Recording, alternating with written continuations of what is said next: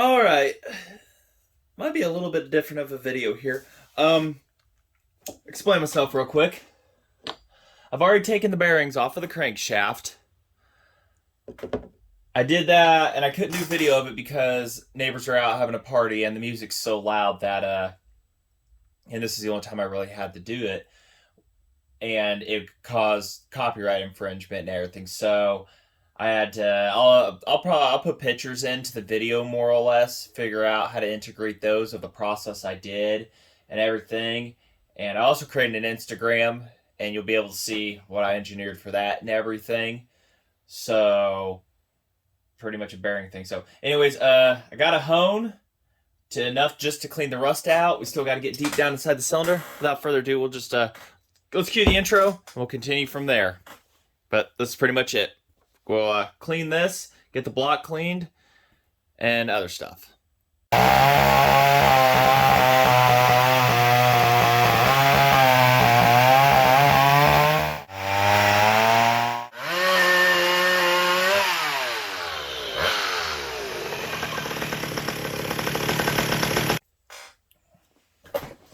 All right, so from my 30 seconds of complete research that I've ever done on honing, few things. When you put the hone in, you don't want to scrape it up and down. Man, I've got drywall all up in this drill still. Lubricate. When you go to put the... That's a good view. Go to put these in, you don't want to drag them on the cylinder wall. You want to put it in there, have them go against the side, and then you start your drilling up and down. And when you're done, don't drag it out. So we're going for just cleaning of that rust on the inside. Which you saw in the last video, I think. Yeah, I put it in there. Oh. That is our goal. I have never done this. So we're just gonna kind of WD-40 everybody. Make sure the pads here are good and lubricated.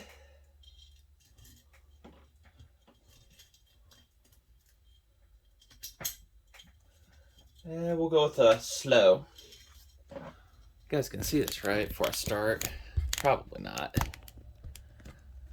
We'll, yeah, here we go. A little bit of a window there.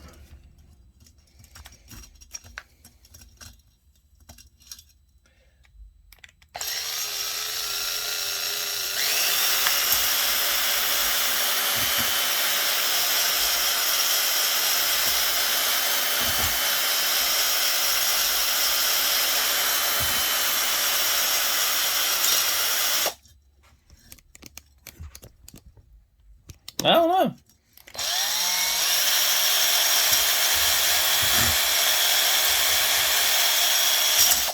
Whoop.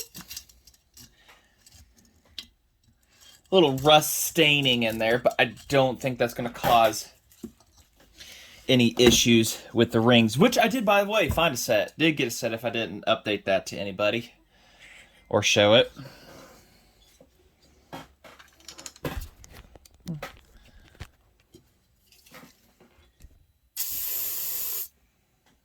Oh yeah, don't get stuff in the wound. Oh yeah, it's cleaning up pretty good. It's really difficult to show, even though I've got great lighting here. The phone, hold on a sec. The phone has a light that I can turn on instantly. So, we're going for that right there. Getting it clean the best I can. Adding in some cross hatches for the new rings. And try not to go overboard. Overboard. Yeah, there you go. That's what you don't want to do.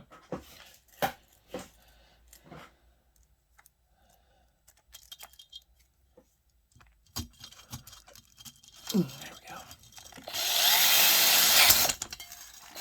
Or go sideways on it or anything.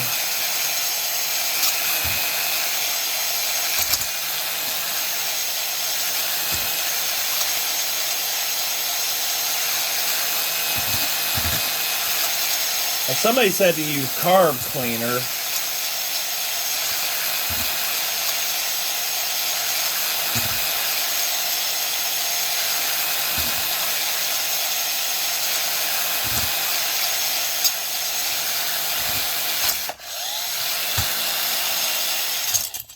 Every now and then we're catching on to something. Getting there. But I might live with the rust stains just because I know it's not going to hurt anything. Yeah.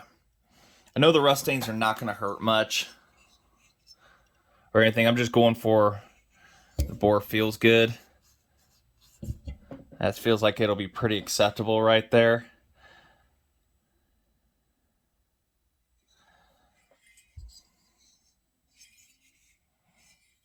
So, what do you think? That'll pass?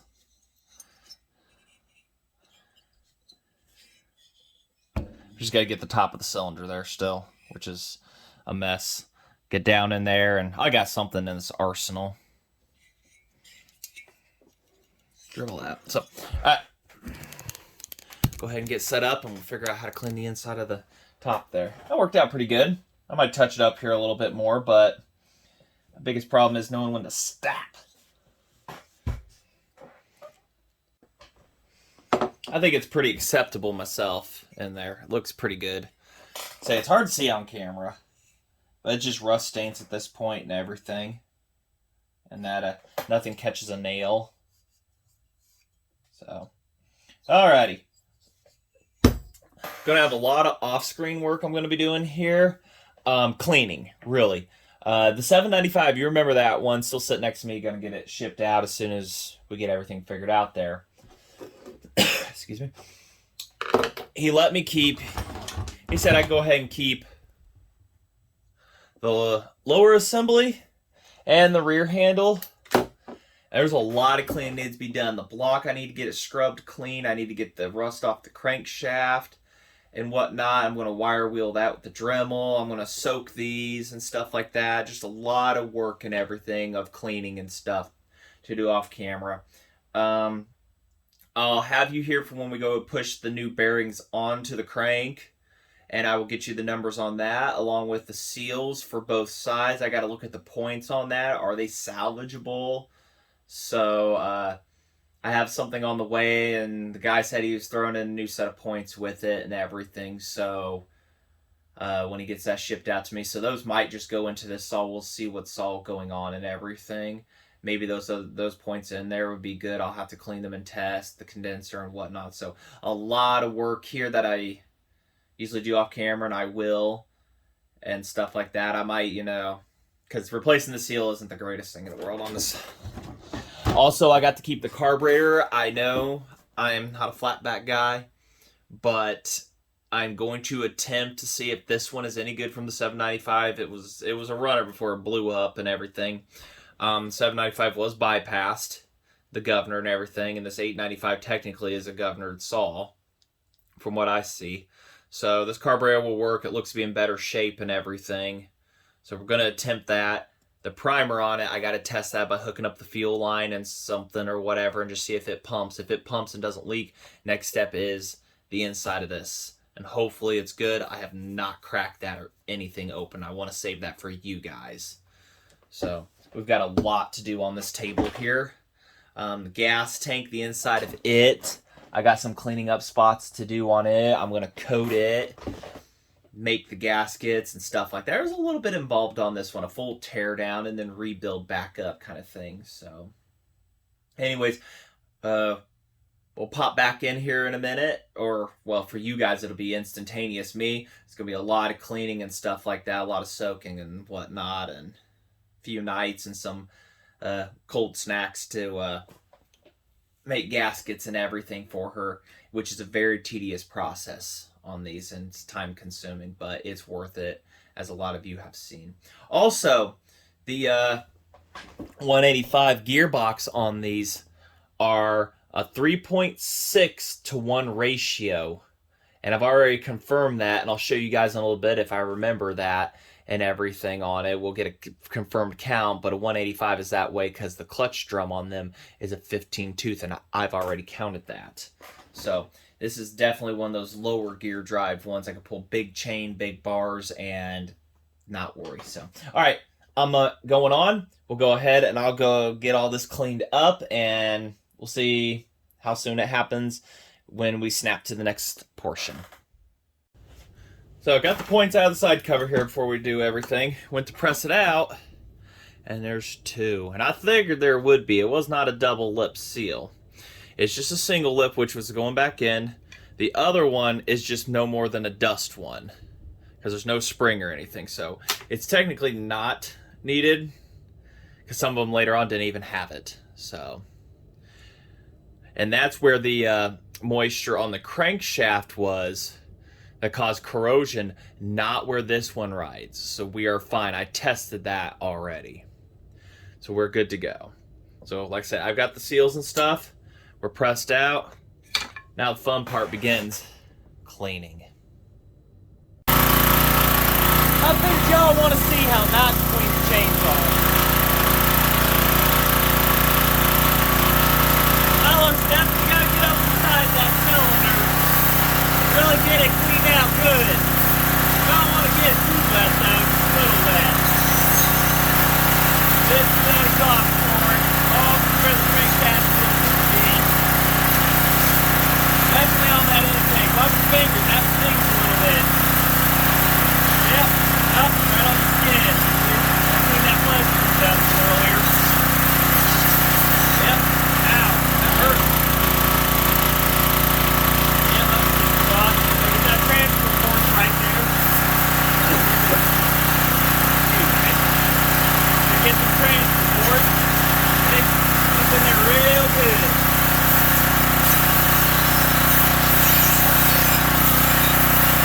Right there, that spark plug hole.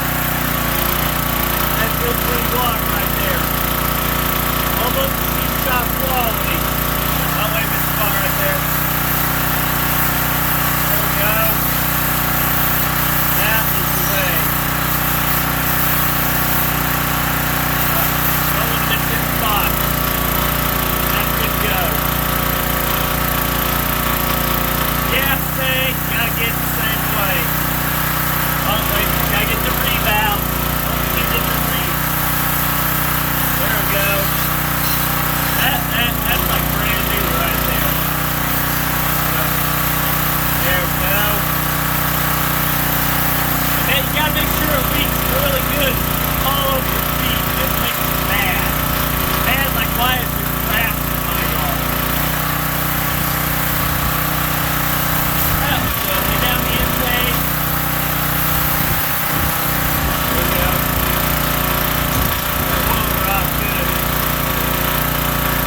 There we go. Gotta get grip here. Clean that. There you go. That's how you clean your chainsaw on a pinch, you know. Soak in a little Dawn dish soap, soak it down off. You'll thank yourself.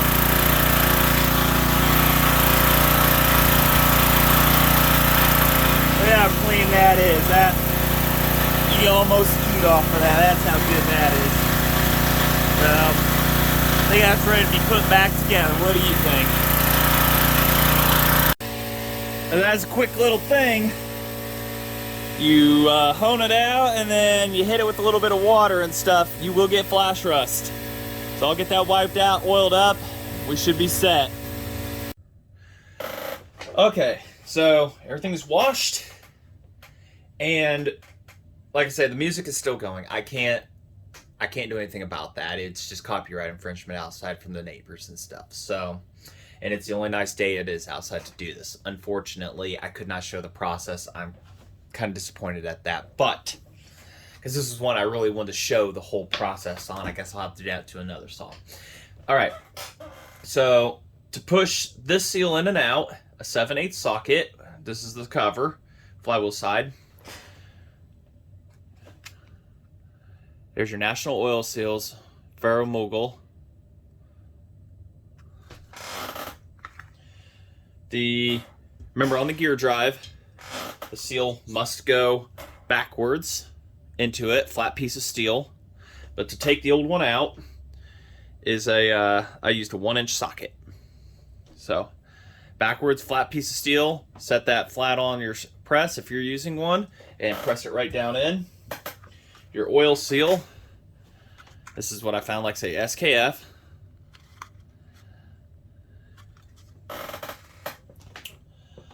The crankshaft, all right, PTO side, we'll start with it. PTO side, this little seal comes off. You take them out with a pick, real easy on both of them. It's an FAG. And the old bearing said this exact same thing. So it's bigger than the other side, which later on they changed that and just everything was the same.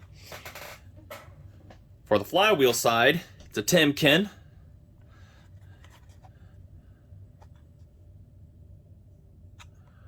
So 203 FF.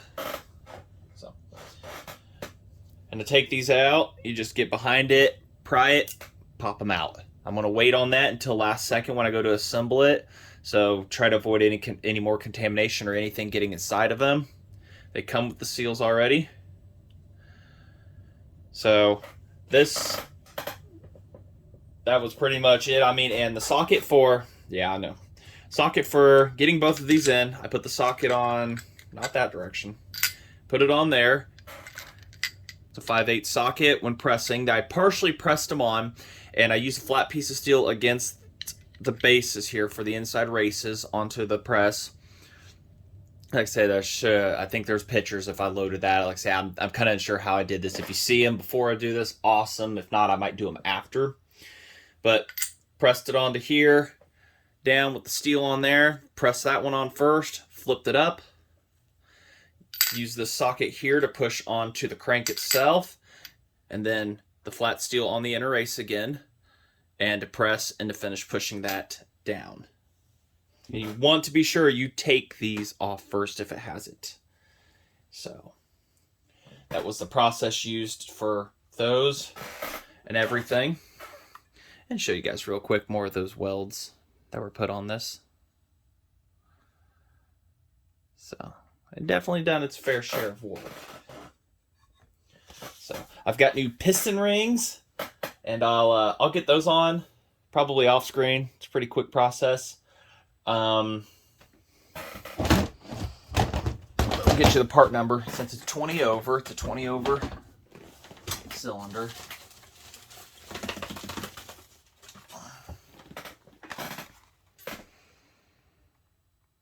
.48693. Genuine McCulloch piston rings for that. So I think she's gonna live again. What do you guys think?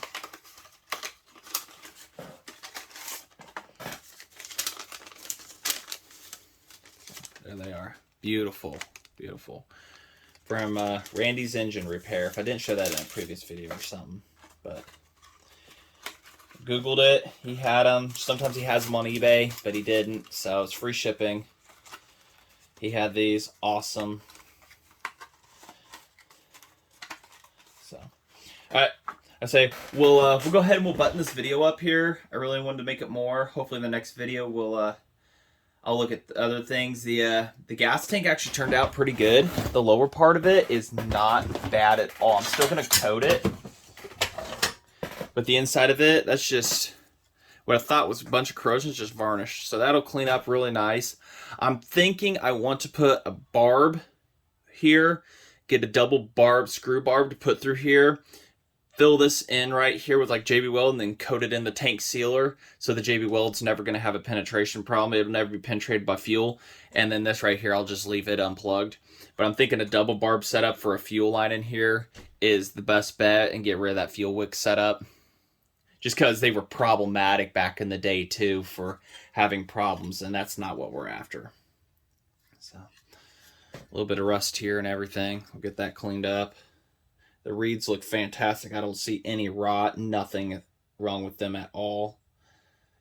So, she's definitely been into before. So, I just wanted to show all that and everything after it's dried and everything. And we'll be back in the next video. I don't know what we're gonna do. I might do some more stuff. I definitely want to do that tank with you guys and everything. So I need to look up this double barb screw together, whatever setups and whatnot, and research that so that I start converting stuff over from wick to modern day pickups. So I want to say thanks for watching, and like, comment, subscribe. Like I say, 84% of the people that watch these videos are not subscribed. And I do have an Instagram. Like I said, you can find that in my about info. I will put that down in the bottom and everything. So kind of still learning how to balance out everybody and everything and stuff like that. Just try to reach out to other people and everything to see the world of these and rebuilding. Get your hands dirty. So, all right, till then, thanks for watching.